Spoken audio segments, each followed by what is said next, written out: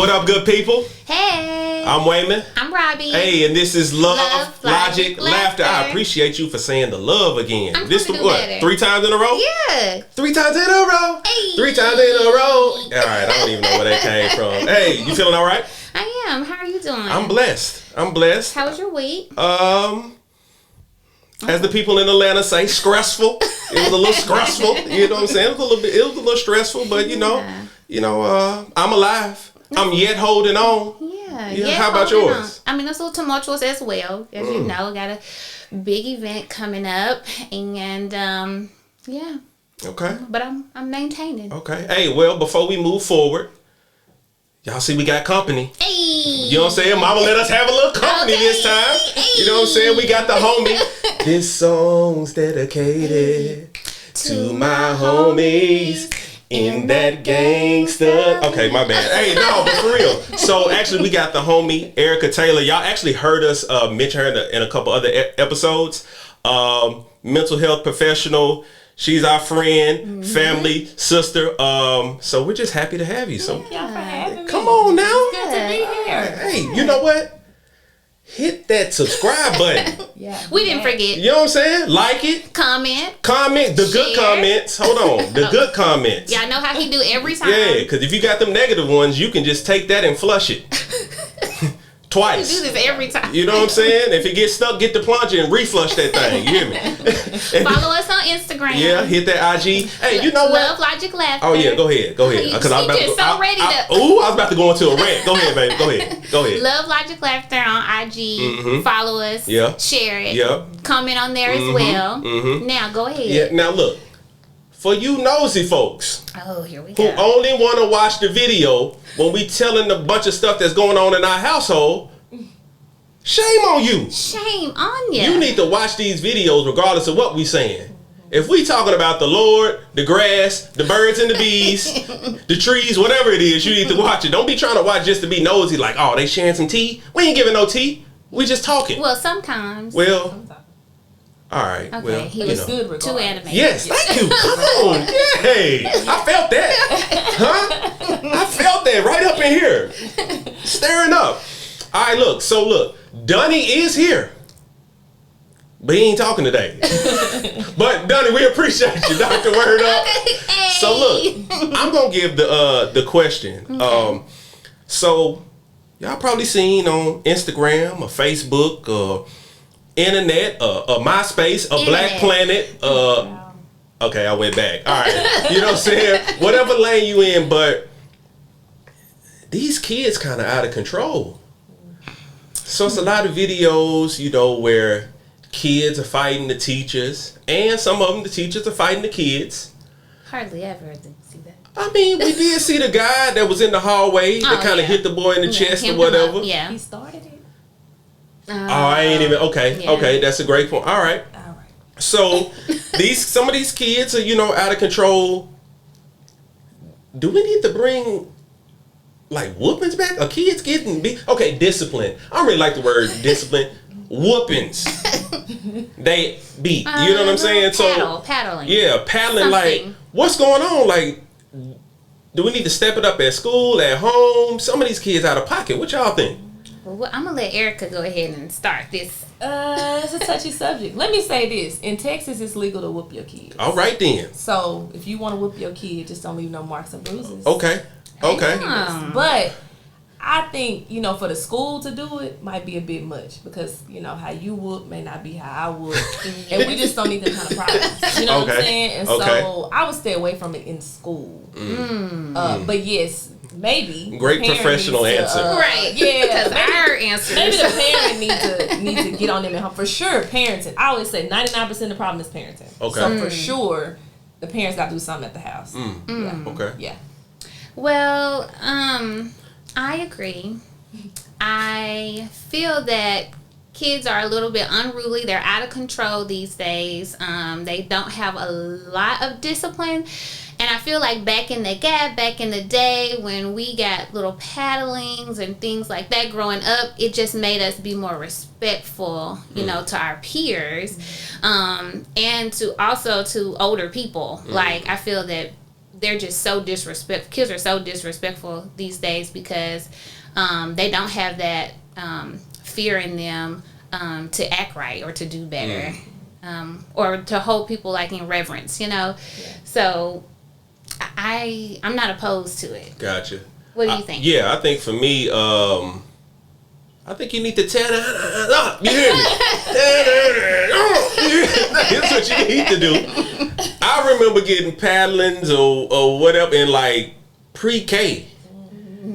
And then for some reason in elementary, did we get that? I don't know. But I know they used to call parents then. Because you used to be like, ooh, hey, who mom is at the door? Who daddy is that pulling up at the door? I can even recall in high school, I had a teacher. I'm not even gonna say her name. It's my favorite teacher. I love her to death. See that right there? Yeah. And if you know me and you went to school with me, you know exactly who I'm talking about. And if you got out of pocket, she'll let you know. She'll pull you to the side like, "Hey, don't make me up in here." You know what I'm saying? And we used to respect her, and we gave her all the respect. But she'll jack us up if we got out of line, just like our mother would do. I don't know. And I think maybe it is a parenting issue, could be, but I just think we need to get to the point that we need to get back to that discipline. I don't be seeing nobody getting. Do they still got switch trees? I ain't seen a good switch. I ain't seen a good switch, and I don't know when. Yeah. That's the problem right there. That's it. That is the problem. You touched on something though when you little though. Like, see, you said pre-K. You got to start then. You can't wait till they get in high school and get inviting you back. Like, you got to start. Yeah. I've been guilty of tearing a few tails up or two. You know what I'm saying? Hey, even it's like tough love. Like, they really don't want it, but they need it, and then they love you for it later. For sure. Yeah. I remember back home in Arkansas was doing ministry, and them parents used to tell me like, "Hey, if they with you, you treat them like they yours." I done went up to the school, put in some work. I done put some work in at the church. I done put some work in at Walmart. By work, what do you mean with? You got more than that. You know what I'm saying? I done had to get some hands. And it's funny because so now, one of the kids is an adult now, and he lives here. And we were just laughing about that not too long ago. He was like, "Hey man, you remember when I tried you at the church that day and you hopped over the choir stand?" I was like, "Hey, yeah, I do." He's like, "Man, you remember when you had to come up to the school that day?" And low key, the principal like winked at me, was like, "Yeah, I'm gonna leave out." She winked at me and let me do what I had to do. And I'm in there giving it to him. Then I look back, it's a glass door right there. And I was like, "Oh crap, let me stop." But yeah, we need to get back to and see that you still talk to him. Yeah. Tough love. He respects you. We need it. Hey, pull them belts out. I'm about to start a business. Belts in switch tree. I don't know what type of tree a switch tree is. Come on now. Homegrown. They're gonna be going like these crates out here. All right, that's a whole nother. Never mind. Please don't talk about the crate challenge. All right, okay. All right. That's one of the downfalls of 2021. Yeah, okay. Yeah, we'll talk about that next time. All right, so switching gears. Let's just get to it. So we said we got the homie, we got Erica here. She is a mental health professional, and we just want to just have some dialogue, hit her with some questions. Well, first, you tell our audience like about who you are, your services. Dang, I was about to get to that.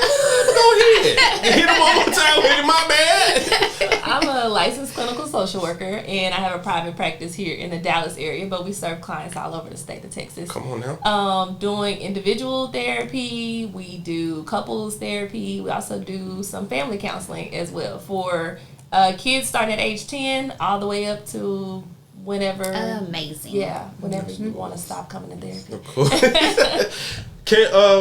Can we start off by asking you, like, what made you want to get into this field or, in this profession?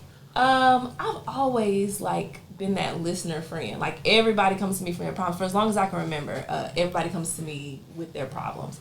And I kind of stumbled into it in college. Honestly, I wanted to be a nurse like my mom, so I thought until I realized I didn't really like needles and blood and all that kind of stuff. But it just came naturally. I think it's something that I do in my personal life, probably not as much anymore.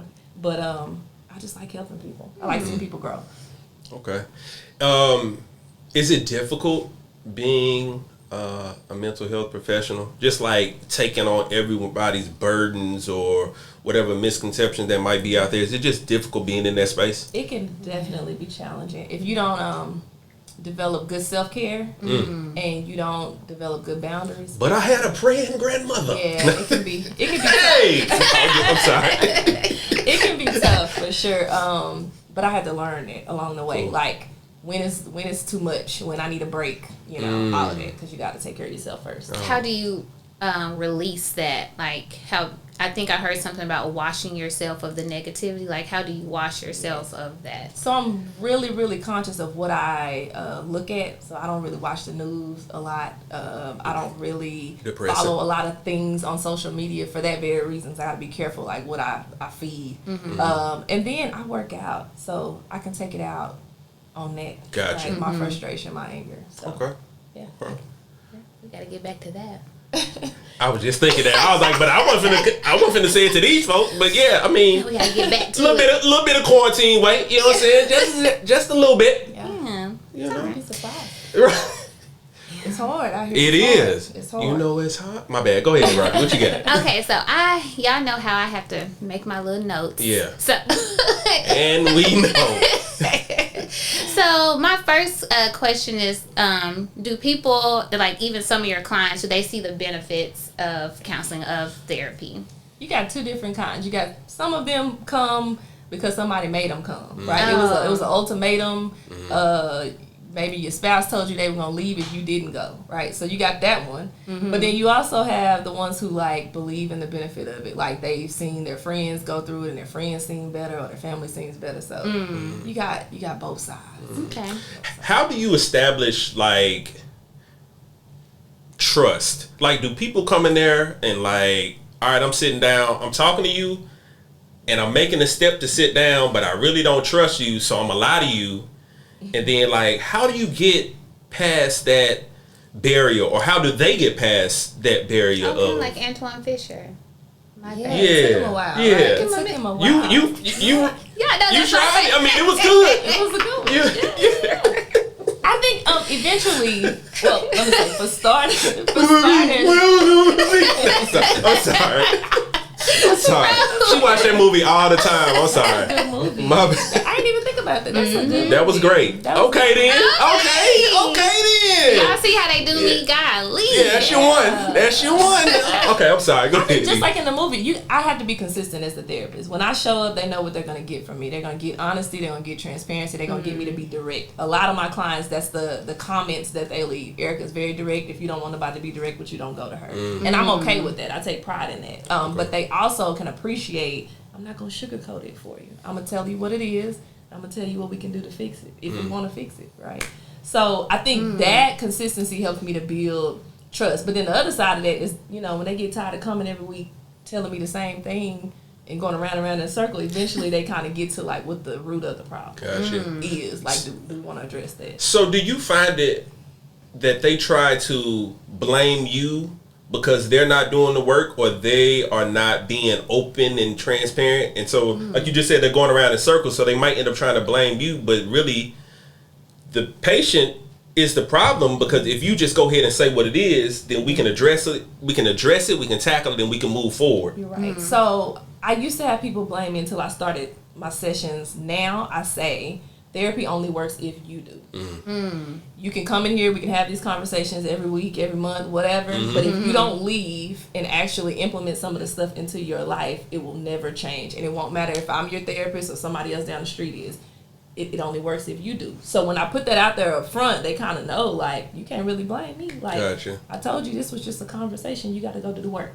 So do you feel like, once you give them, like, that reason to trust you, do you give them, like, baby step tools, or? Everybody's different. So I like to try to test what their level of involvement is. So when I say, like, you know, some people come, like I said, because their spouse told them they have to, or, you know, maybe the parole officer said they got to. Who knows? But, you know, so folks say you need to get down there. You're going down there. Yeah, so I asked a couple questions in the beginning to kind of test how motivated you are to change, because that's going to let me know, can I give you 5 things to do over the next week, or can I just give you 1 because I don't want to overwhelm you? Okay. But you kind of figure that out in that first. So you get homework. Yeah, little homework. Yeah, you gotta do the work. You gotta do the work. How many people think they walk in there and you got like Turo cars like laid out? You know what I'm saying, dude? You know, a lot of people like they think like, here, this is what's going on, fix it. Yeah. What, like, give me a worksheet that's gonna fix it. You know what I'm saying? Yeah. It's just like, I don't really work like that. You know, if it was that easy, we all be healed. Exactly. I am healed. I'm sorry. Okay. So what do you think is the, like, you would say is the main thing that you see, like, in counseling? Like, people, when they come to you, what's the main reason? Since COVID, the main thing is anxiety and depression. The anxiety mainly because there's so much going on we can't control. They're just fearful of what's next, right? And then the depression side of it is like people are lonely. Like they've lost a lot of their social interactions that they once had, and they're just trying to figure out, like, what does life look like if I can't do what I used to do? Yeah. Oh, go ahead. Oh, no, you go.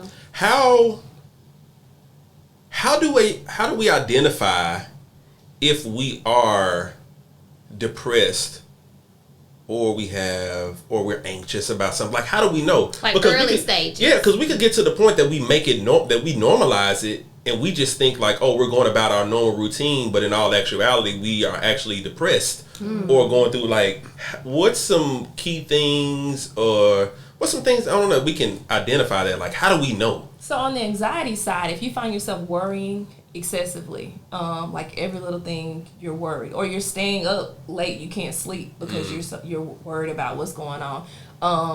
With COVID, you know, we couldn't get out for a long time, and now we can get out. But if you're still fearful, like you are pretty isolated, you're not, you know, getting back to somewhat of your normal life, that can be a sign of anxiety. On the other side, like the depression piece, not wanting to get out of bed in the morning. Like it's extremely difficult for you to get out, or things that you once found enjoyable, you no longer find enjoyment in those things. Those are like 2 big things that you can really tell. On top of just the normal stuff like crying, you know, just, you know, feeling down or sorry for yourself, those types of things as well. Gotcha. I always say, like, it's normal to experience that, but if it's lingering, like more than 2 to 3 weeks, you're feeling this way and there's no relief, then it's probably something going on. Yeah. Okay. And then I have question 2 of 15. So, are you seeing like suicide and drug use more abundant now because of, you know, quarantine and because of depression and all of these different things that are happening right now? I've seen an increase of suicide ideation with kids, so kids and teens.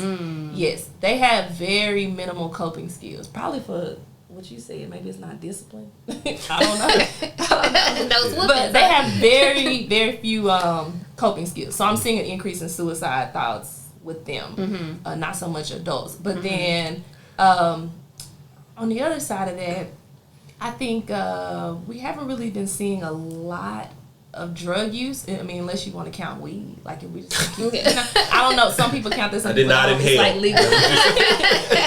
You know, it's just, you know, sometimes it's legal depending on, you know, I don't know. So I haven't seen an increase in drug use, no. But typically with adults, they don't just start something that they had never been on previously. You know, 20, 30 years old is not really starting a new habit, so to speak. But well, I'm saying that because we just came back from Denver, and it just seemed like we were just overwhelmed with people with mental issues, you know, a lot of homelessness and a lot of people on drugs. So I'm like, why are, you know, they're out here probably because of mental issues, or they didn't have somewhere to go to, depression. Yeah, I don't know. No, I kind of hold on. I want to go back to something. We were talking about suicide and like kids and teens. Is there an issue with parents identifying what's going on with their kids?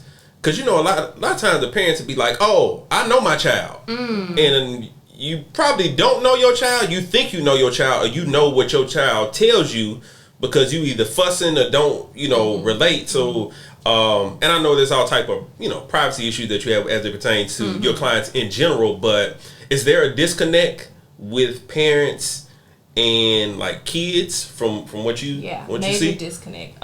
When you think about it, a kid is at school 8-9 hours a day.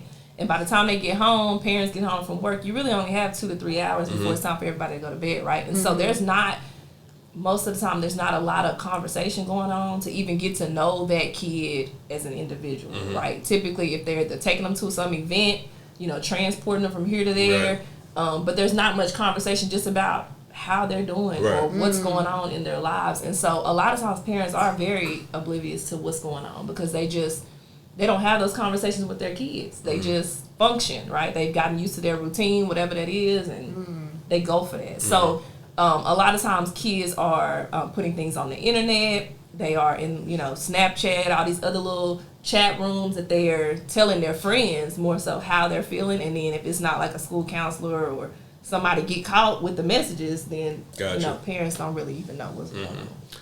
Yeah, so I have a question about like codependency, and it's something I kind of struggle with, but in the form of like not saying no, or everyone coming to you for something and you taking on everybody else's problem and you're not really taking time to address like yourself.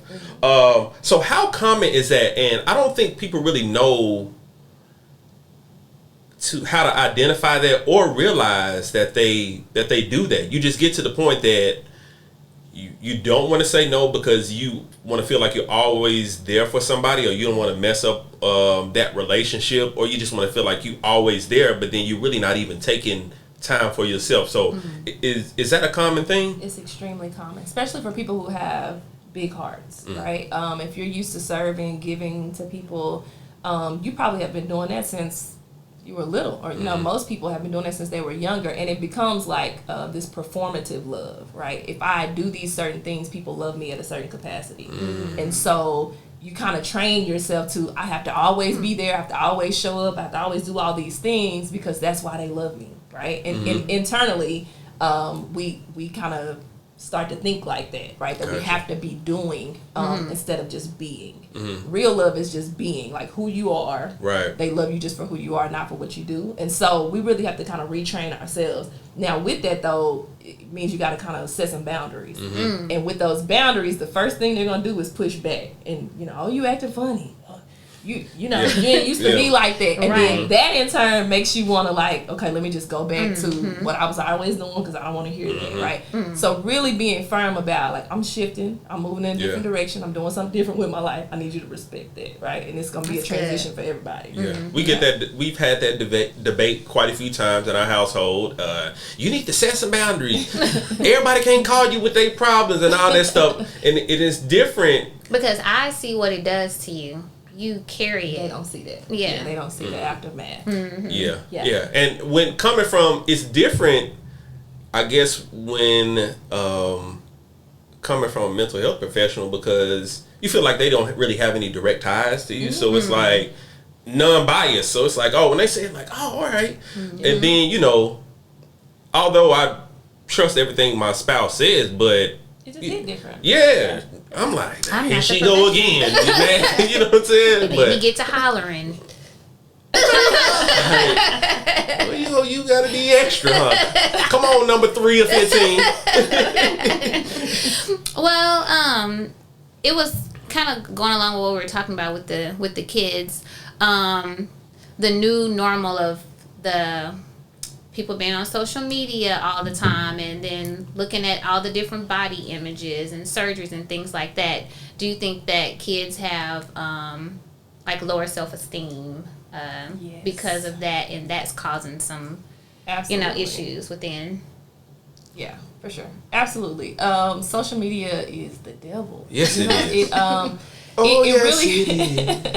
It really creates this competition that's not there, right? And so kids definitely look at a highlight reel, the picture that was posted. They don't see the 15 that were taken before that, right? And they definitely are comparing their real life to this one picture, right, or this one video, whatever, and it is affecting their self-esteem because they're trying to figure out who they are in comparison to somebody else instead of just who they are as an individual.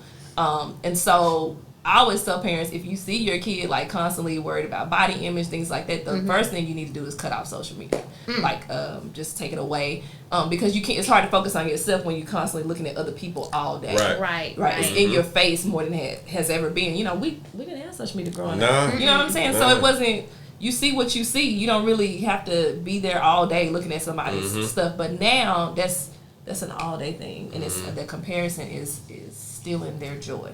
Yeah. How do you deal with the super saved saints that be like, oh, I'm just gonna pray it off. Super saved. I'm just gonna pray it off. I don't need to go to therapy or to a counselor. I can just pray about it. I always say, how's that working? Yeah. Is God answering? Yeah. Prayer's good. Now prayer's good. Yeah. Prayer will fix it. Prayer will fix it. But you need a little. But most of the time, he created I that gave it to counselors God. too. Yeah. Yeah, and then they just kind of sweep it under the rug, and we just don't deal with it. More than anything, we don't really. Sometimes they don't really hear God answering them. They just sweep it under the rug. I'm gonna give it to God, and they think that me stuffing it down is giving it to God, so to speak. But you're right. God created counselors too. Absolutely. Doctors, you don't. I always tell people, compare it to your physical health. You preaching you got a cold, then you just sit at home. Come on, somebody. Go to the pharmacy and get you some. Or go to the doctor. Go to the doctor. It's the exact same thing. You're right. We got to be transformed by the renewing of our minds. Come on, okay. Come on now. We can't do that if you're not talking to somebody about it, and that's not always good to talk to your family and friends about it. Look at your neighbor and say, he's in the room. He's in the room. No, you make a valid point. I mean, with everything else, we solely trust on that individual to do their job. And when it comes to mental health professionals, it's like, oh, I'm just going to pray. I don't need them telling me, what to do. And I just say, don't knock it till you try it. Yeah, that's how we say stuck in them cycles, too. If you don't change your mind, then your behavior doesn't change. Right. So then you just keep doing the same thing, expecting a different result. And that's insanity. Or we just keep dumping it. Sorry, man. I'm just going to say. Or we just keep dumping it on somebody who's not a mental health professional and don't need to be giving you no type of advice. And you keep going to them over and over. And they ain't telling you nothing. Nothing good. How do you, how do we, as a culture, as society, make it normal to seek, counseling, to seek therapy, or even to communicate? Because, in our households, we're taught to keep it a secret. Don't you tell them what's going on over here. So how do we kind of move out of that, how we grew up, I think this is where social media can be a good thing, right? Like, authenticity and transparency is what ultimately makes people try anything, right? So if I go to a restaurant and I say, oh, that food was good, and I post my picture and I have a whole video, people are more likely to go to that restaurant. It's the same thing with mental health, right? Like, if we start telling people the benefits that we have gotten from therapy, then people are more apt to go. And if even it just starts with your sphere of influence, it goes from there. If everybody goes and everybody has a testimony, then everybody is sharing, and then now it becomes a new norm. It's already grown a lot from when I first started, 13 years ago to now. I mean, it's grown tremendously, the access and the commercials and all these kind of things. But our stories, our authenticity is what's going to take it. So it's just like those positive reviews, like you said, restaurants. Unlike the negative ones that I was talking about with the roaches. That's what make people not want to go. Yeah. But people look at, like you said, they roaches. They look at... Sorry. All right, my bad. They look at reviews and, they like to see, how it's helped someone else. Yeah, so, they want to see it. I like it. And, I was talking to a mentor of mine who... is kind of up there, not kind of up there, he is up there in his professional career. And he was basically saying, like, look, all these CEOs and presidents and all that stuff, they go to mental health professionals. He was like, because they take all the burden of these companies, of the company and these employees, and it's in their package where they have X amount of funds allotted to them to see a mental health professional of their choice. Yeah. A lot of companies are doing that now. That's why I say it's grown so much. A lot of companies are giving away or paying for, free sessions, and you choose your own therapist, and they'll just pay the bill. Because it's important. You're right. We don't really have a space outside of therapy where you can be 100% honest, and it's not going to affect you no kind of way when you walk out the door. Right. You don't really have. Most people don't have that. You're right. And it's confidential, people. Yeah. Absolutely confidential. Yeah. What you got? That was my last one. Was it? Can you believe it? You lying. Well, so I have one more. Okay. How does it become easier for I don't want to seem biased, but I am about to be biased. How does it become easier for us to find more black mental health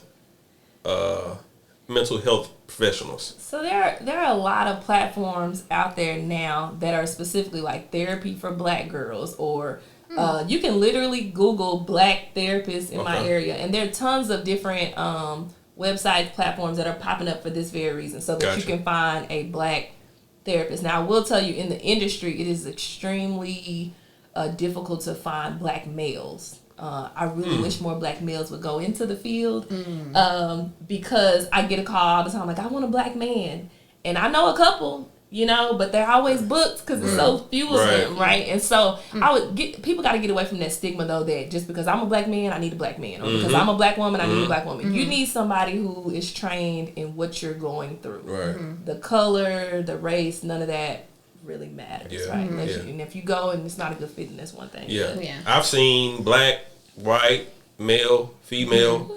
Yeah. And just like you said, I mean, okay, sorry, I thought that was my last question, but is it okay to not feel comfortable or shop around? Like, okay, let's say that you go in, and not you because we know you legit, but let's say somebody goes in and they have a conversation with a mental health professional, and they just don't feel like they gel.